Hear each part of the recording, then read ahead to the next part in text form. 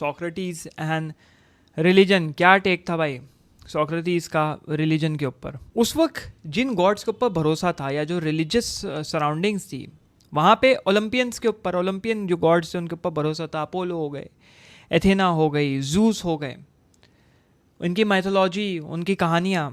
अब यहाँ पे सोक्रेटिस आते थे। सोक्रेटिस हो सकता है बहुत जगहों पे मैंने सोक्रेटिस की जगह प्लेटो बोल दिया, तो ध्यान रखना यार। सोक्रेटिस आ गए। सोक्रेटिस ने ये बोला कि भाई साहब देखो, ऐसा है कि इन लोगों में तो है इंसानों जैसी चीज़ें, तुम इनको गॉड्स बोल रहे हो, गॉड्स ऐसे हो ही नहीं सकते। इनके अंदर इमोरल चीज़ें हैं, ये चीटिंग करते हैं, लड़ते हैं, इनके अंदर डिज़ायर्स हैं, इनके अंदर अजीब चीज़ें, क्या तुम्हें लगता है गॉड्स ऐसे होंगे? और ये बड़ी लगती थी भाई, चुपती थी बात जाके इन लोगों को कि भाई ये कैसे बोल सकता है ऐसे, हमारे हमारे गॉड्स हैं भाई, हमारे इतने पॉपुलर गॉड्स हैं, और ये कहानी, ये हमारे कल्चरल बिलीफ को जो हमारे बाप परदादा दादा बताते हुए आ रहे हैं, उनको तो ये काट रहा है। जो कि आज की डेट में भी रिलीजन्स में ट्रू है। ज़्यादातर लोग रिलीजियस डिबेट नहीं कर सकते हैं, उनको ये दुख लगता है अगर आप उनके रिलीजन के ऊपर सवाल उठाएंगे, यार ये तो मेरे बाप दादा परदादा ने बताया, मेरे पापा ने बताया, तुम अगर मेरे रिलीजन की डिसरिस्पेक्ट कर रहे हो मतलब तुम उनकी डिसरिस्पेक्ट कर रहे हो। तो साइकोलॉजिकली इंसान प्रोटेक्टिव मोड में आ जाता है, भले ही तुम घंटा उस रिलीजन को फॉलो करते हो ना करते हो। तो उस चक्कर में लोग लड़ते मरते हुए, जिस मेजॉरिटी 95% ऑफ द पॉपुलेशन ऐसी होगी जो इस चीज़ को लेकर लड़ती है। ओरेकल ऑफ डेल्फी का बड़ा इन्फ्लुएंस था इनके ऊपर। ओरेकल ऑफ डेल्फी ने कह दिया wisest man alive is Socrates. भाई सोक्रेटिस ये नहीं ओवर द टॉप, उनको यकीन हो गया और स्ट्रॉन्ग बन गई उनकी फिलॉसफी की हाँ भाई मेरे अंदर एक डिवाइन स्पार्क है, और वो डिवाइन स्पार्क ये कह रहा है कि जाना है, इस दुनिया की मदद करनी है, जनता को कुछ मुझे देना है जो ये जनता भटक चुकी है। ये नहीं इधर उधर हो रहे हैं भाई मैं ही गॉड हूँ, सब मेरे को पूजो, मेरे सामने सर झुका लो, मेरे गुलाम बन जाओ, you are my slave, I am your god now, मैं ही तुम्हारा क्रिएटर बन गया। नहीं भाई ऐसी बात नहीं है। सोक्रात ने बोला अब मैं उनको क्वेश्चनिंग करने की कैपेबिलिटी दूंगा। ओरेकल की इस चीज़ की वजह से सोक्रात को एक पर्सनल टच मिला, एक यूनिक टच मिला कि जो कर रहे हो सही कर रहे हो, वो चीज़ करते रहो। और ये चीज़ ना थोड़ी डिफरेंट थी उस वक्त की एथेनियन रूल्स एंड रेगुलेशंस, उस वक्त के एथेनियन रिलीजन से थोड़ी हटके थी, थोड़ी अलग थी, लेकिन सोक्रात को ये कॉन्फिडेंस दे दिया कि हाँ जो वो कर रहे हैं वो सही कर रहे हैं। बहुत फेमस, बहुत बार सुना होगा द डायमोनियन, द इनर वॉइस। और सोक्रेटिस का मेन कहना ये था, जो इनर वॉइस है मुझे ये नहीं कहती क्या करना है, मुझे ये कहती है क्या नहीं करना है, ये गलत है, ये मत करो। This inner voice is my like my guiding light. जैसे होता है ना मेरे गार्जियन की तरह है, मेरी वो लोग बोलते हैं ना माई गार्डिंग एंजल, वो वाला कॉन्सेप्ट कि भाई मेरे यहाँ पे एक फरिश्ता है जो मुझे गार्ड कर रहा है और मुझे बता रहा है क्या सही है क्या गलत है। That is my daimonion. और उसी को वो आगे बढ़ाते थे कि मेरी एक इनर वॉइस है।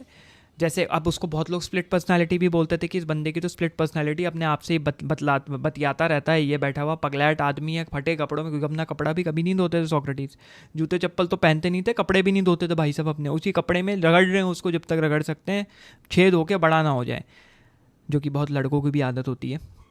तो कोई उनको रोकने वाला नहीं, कोई टोकने वाला नहीं।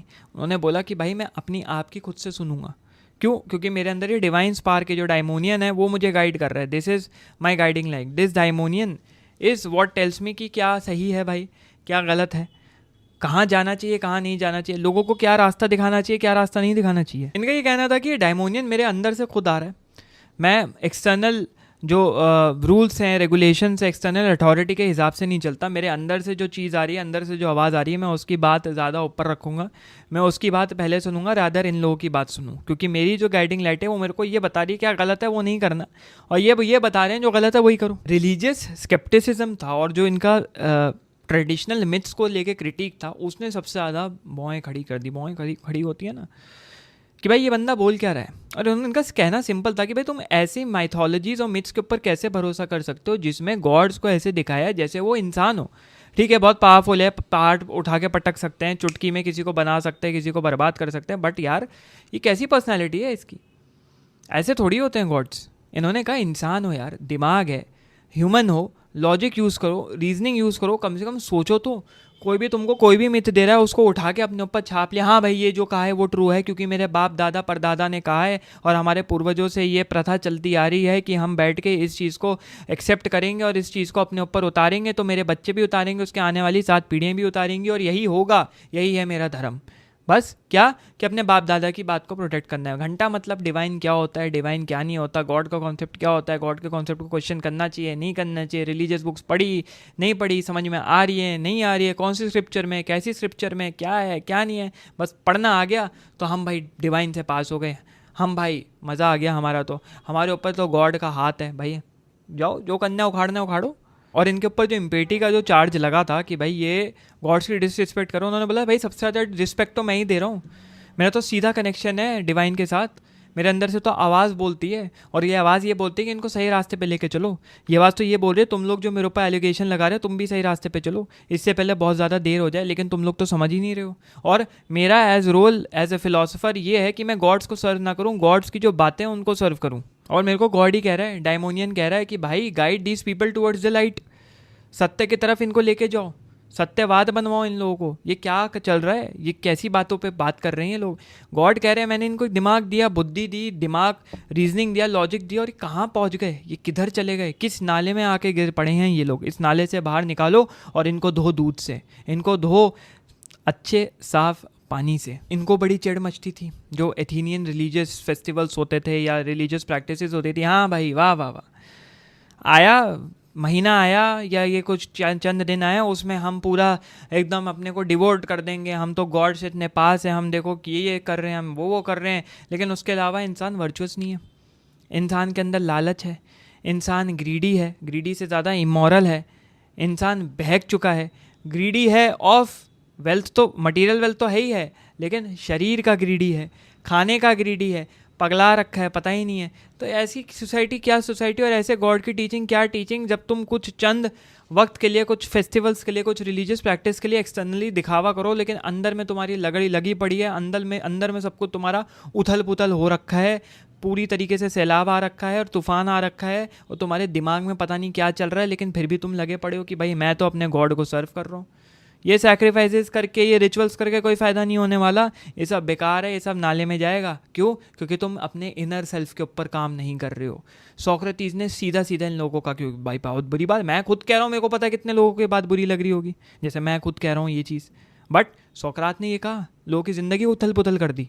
भले ही सोक्रात अगेंस्ट थे ये रिलीजियस प्रैक्टिसेस के, लेकिन ये कहते थे कि इस डिवाइन ऑर्डर का एक प्लान है, और इस डिवाइन ऑर्डर का एक काइंड प्लान है, उस काइंडनेस की तरफ सबको जाना चाहिए, वो एक रैशनल प्लान है, और उस रैशनल प्लान की तरफ दिमाग से बनाया हुआ प्लान है। ये रिलीजियस प्रैक्टिसेस करके कुछ नहीं होगा, उस प्लान को समझना बहुत ज़रूरी है, उस प्लान को खोद के निकालना, असल में ये प्लान है क्या वो बहुत ज़रूरी है। और सोक्रात ने कभी ये नहीं कहा अपने गॉड्स को छोड़ दो, that is what empty is, कि छोड़ दो।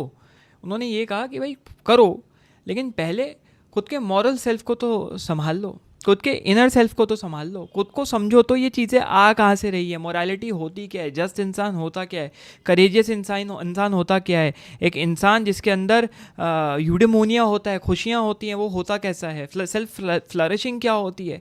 इन चीज़ों को समझोगे तभी तो आगे बढ़ोगे, या लगे पड़े हो भाई और समझ नहीं पा रहे हो खुद को। जो इनके ऊपर सबसे बड़ा इल्ज़ाम लगा था कि यूथ को ये करप्ट कर रहे हैं, इन्होंने बोला मैं यूथ को करप्ट कहाँ कर रहा हूँ, मैं तो यूथ को बचपन से एक बच्चे को जो सिखाया जाता है विच इज़ क्वेश्चन करने की कैपेबिलिटी, वो तो आप लोगों में है नहीं, मैं इन बच्चों को सिखा रहा हूँ, तो क्या गलत कर रहा हूँ। मैंने ये नहीं बोला कि अपने गॉड्स पे भरोसा मत रखो, मैं ये कह रहा हूँ तुम अपनी डेवलपिंग स्टेज में हो, एटलीस्ट थोड़े रीजनिंग तो लाओ, एटलीस्ट थोड़ी क्वेश्चनिंग कैपेबिलिटीज़ तो लाओ, एटलीस्ट थोड़ा सोचो तो तुम आगे क्या करने जा रहे हो, किस तरीके से आगे बढ़ोगे, अपनी ज़िंदगी कैसे चलाओगे, एक मॉरल इंसान कैसे बनोगे यार। लेकिन तुम लोग तो उल्टा उठा के मुझे ही पटक दे रहे हो, मुझे ही गलत साबित कर दे रहे हो। जो तुम लोगों ने इन यूथ को, इस नौजवान युवा पीढ़ी को सिखाया है, मैं बस ये कह रहा हूँ उस पर क्वेश्चन उठाओ। अगर तुम सवाल ही नहीं उठाओगे तो एडवांसमेंट कैसे आएगा सोसाइटी में, बी टेक्नोलॉजिकल एडवांसमेंट या सोसाइटल एडवांसमेंट या मॉरल एडवांसमेंट, दुनिया आगे कैसे बढ़ेगी, लोग आगे कैसे बढ़ेंगे। ये तो बेसिक सी चीज़ ये लोग समझना ही नहीं चाह रहे हैं। सोचो इतनी बेसिक सी चीज़, लेकिन लोग नहीं समझना चाह रहे थे और सोक्रात को मौत की घाट उतार दिया। सोक्रात इमॉर्टैलिटी पे बिलीव करते थे और ये बिलीव करते थे कि सोल को हार्म तभी पहुंच सकता है जब वो अनजस्ट एक्शंस करे, वो गलत काम करे। लेकिन अगर आपने अपनी ज़िंदगी मोरालिटी के हिसाब से जी और अच्छे न्यायपूर्वक काम करें हैं तो आपको आफ्टर लाइफ में रिवॉर्ड मिलेगा। वो रिवॉर्ड क्या है, कैसा है, उसके ऊपर ज़्यादा बखान नहीं, क्योंकि ऑब्वियसली किसी ने नहीं देखा हो, ना फ़िलहाल कोई देखने वाला है। बट इन शॉर्ट इन्होंने कहा कि अच्छे काम करो तुम्हारे ऊपर हार्म पहुंच सकता है, तुम्हारी बॉडी पे हार्म पहुंच सकता है, तुम गलत काम कर रहे हो, तुम्हारी सोल पे हार्म पहुंच सकता है, लेकिन तुम अगर एक अच्छे इंसान हो, एथिकल लिविंग कर रहे हो, एक डिवाइन मिशन के साथ कर रहे हो, दूसरों को बता रहे हो कैसे ज़िंदगी जीनी चाहिए, कैसी सही ज़िंदगी जीनी चाहिए, क्या होता है ज़िंदगी का असली सत्य, असली सार, तो तुम्हें कोई नुकसान ही नहीं पहुंचा सकता। तुम्हारी सोल इज़ इमॉर्टल, जिसको अमर बोलते हैं ना, अमर हो तुम। That is what real Amar is, कि तुम्हारी कभी मृत्यु नहीं हो सकती। शरीर की मृत्यु भले ही हो जाएगी, कहने को मर गया शरीर, बट वो इंसान की आइडियोलॉजीज, आइडियाज़ हमेशा आगे जाते रहेंगे। जो हम पढ़ रहे हैं, हम अभी ये जो चीज़ पढ़ रहे हैं सोक्रात के बारे में, ऐसा लग रहा है सोक्रात की आत्मा आ गई और ये चीज़ अपने अंदर से बता रही है। तुम किसी और को बताओगे, ऐसा लगेगा सोक्रात की आत्मा आ गई। कि यार सोक्रात के आइडियाज़ है, सोचो 2500 3000 साल पुराने आइडियाज़, कितने साल पुराने आइडियाज़, वो हम लोग प्रीच कर रहे हैं। सोक्रात की बोली हम बोल रहे हैं, तो आत्मा तो है ना भाई। या मतलब ये वैसे तो बहुत फिलोसफिकल बात हो गई, बट इन शॉर्ट वो एसेंस तो आ रहा है सोक्रेटिस वाला। जो चीज़ सोक्रेटिस ने उस वक्त बोली, सोचो आज हम इतने 1000 सालों बाद वो चीज़ बोल रहे हैं तुम्हारे सामने, या तुम किसी और को बोल रहे हो। कितनी इंटरेस्टिंग बात है। अगर ये क्लिप अच्छी लगी हो तो बहुत ज़रूरी है सब्सक्राइब करना, और अगर इससे रिलेटेड और पूरा लेक्चर देखना है तो फिर यहाँ या यहाँ कहीं पे भी वीडियो दिख रहा होगा, उसको क्लिक करो और मेरे मेन चैनल पे पूरा लेक्चर देख लो।